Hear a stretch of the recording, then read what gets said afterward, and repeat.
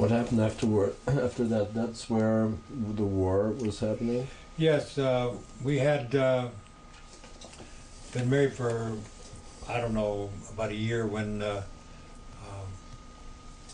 war was coming, and I was feeling bad because I was involved. I had a deferment because I worked at Lockheed, and so I wanted to join the Navy, and I told her that I'd gone down and signed everything but the final papers, and she got real upset. She cried. She says, "You're leaving me." And I said, no, I won't join. I won't go. So then I found out that I could get in the Merchant Marine. So, and I convinced her that I'd be home more often if I was in the Merchant Marine. So she consented to that. So I went down and signed up for the Merchant Marine, and soon after that, I was sent to Catalina Island for training. And during the training period, they asked me if I'd like to become part of ship's company. And I said yes. So I became a physical training instructor. And I called her and told her that we were going to live on Catalina. Now Catalina is a resort, is a vacation land. It's where people go to have a good time. And I called Norma Jean, and you could have heard her come from the mainland. She was so happy that we were going to be together again. So I rented an apartment, and she came and lived with me at Catalina.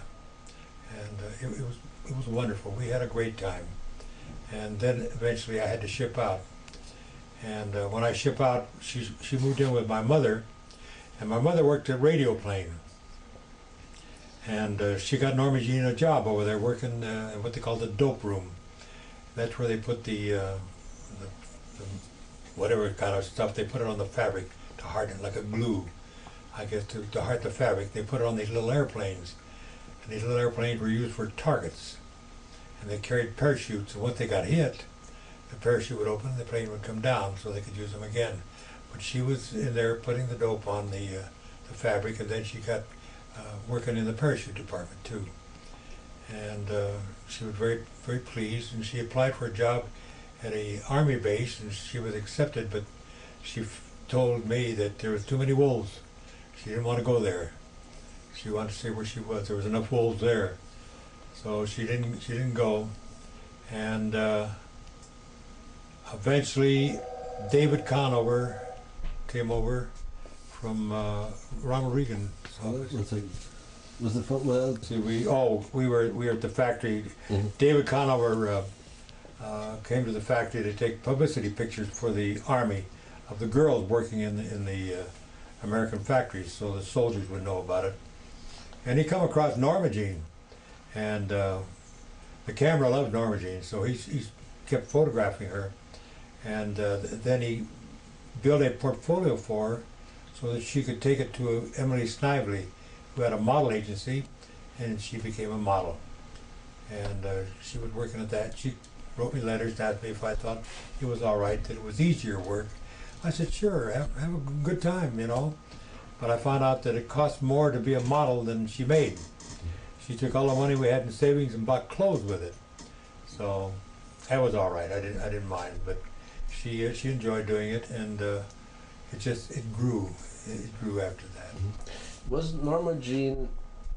This is the thing which interests me. Norma Jean sounds to me like a very shy, a very sweet girl.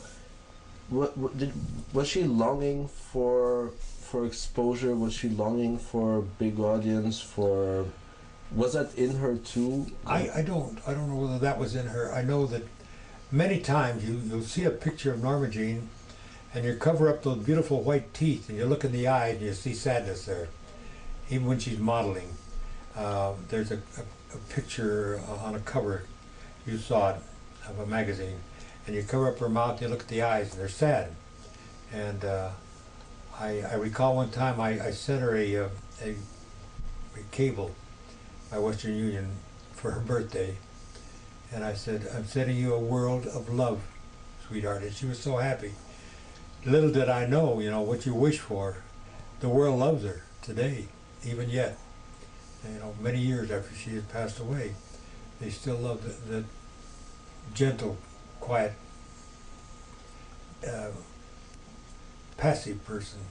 Not so much the sex symbol, but the sweetness that was in her. and it hurt. And she was two people, really. You know, she was a Gemini, and I could see Norma Jean some days I didn't recognize the girl that she was. She'd be in deep thought or something, but she'd always come back and become Norma Jean. So these are things that went on, I'm sure, when she was working.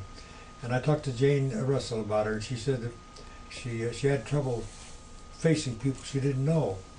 And I talked to Bob Mitchum about her, and he said she would be afraid to come out of her room.